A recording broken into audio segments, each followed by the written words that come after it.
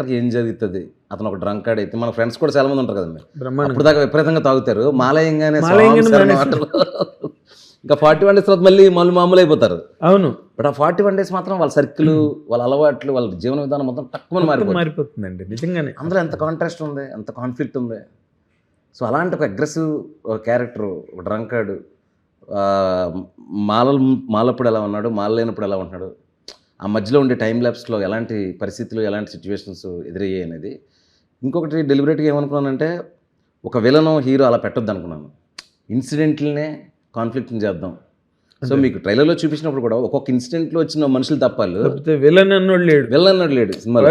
అంటే వాడు వచ్చి ఒకసారి కొట్టడం, వీడియోలు ఇంకోసారి కొట్టడం, స్క్రీన్ ప్లే లేదు. అదే మీరు ఆ మేరకి మీరు సేఫ్, కొత్తది ప్రెజెంట్ చేయడానికి. అందుకే నేను మొన్న కూడా చెప్పాను, ప్రిపేర్ అని చెప్పాను. ఒక ఊర్లో కథ జరుగుతుంది, ఆ కథలో ఉండే త్రినాథ్ క్యారెక్టర్కి మీరు కనెక్ట్ అవుతూ కథను ఫాలో వెళ్తూ వెళ్ళే కథ తప్ప ఇది. ఇందాక చెప్పినట్టు అవునండి, ఈ టైంకి ఇది వస్తుంది, ఈ టైంకి ఇది వస్తుంది, అలాంటి కథ కాదు ఇది. అదేలేండి, అంటే ఏం వస్తుందో ఊహించవచ్చు కానీ ఎప్పుడు వస్తుందో ఊహించకుండా ఉండాలని. అదన్నమాట. అది మెయింటైన్ చేశారా? చేశాను. అంటే ఇది linear screenplay drama sir ఇది. Linear screenplay non linear అండి? అంటే కొంత లీనియర్గా జరుగుతుందండి, కొన్ని సందర్భాల్లో నాన్ లీనియర్గా మారుతుంది. అంటే పూర్తి స్థాయి బ్యాక్ అండ్ ఫోర్త్ కాదు. ఓకే. ఎక్కడ అది చెప్తే బాగుంటుంది అన్నప్పుడు కొంచెం బ్యాక్కి వెళ్ళి రావడం అలాంటి ఉంటుంది. ఓకే. అండ్ మీరు ఏదైనా అయ్యప్ప మాల గట్ట వేసుకున్నారా? దీనికి ఈ సినిమా కోసమే వేసుకున్నాను. మొదట అలవాట్లేదా మీకు? తెలియదండి నాకు.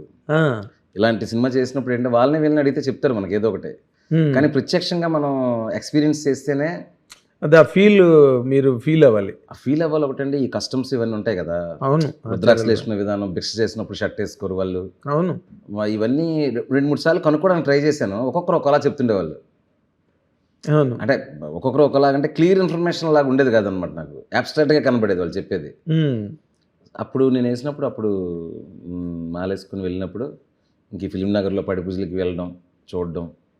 సో అప్పుడు ఐ హ్యావ్ నాలెడ్జ్ కాబట్టి నేను కాన్ఫిడెంట్గా ఉంటాను. అదే మీరు you could gain the knowledge, ఎలా జరుగుతుంది ఇది నాలెడ్జ్ ఉండి మనం సెట్కి వెళ్ళాం కాబట్టి మనకు వెంటనే అర్థం అవుతుంది. హీరో గారికి కూడా చెప్పేవాడిని అనమాట.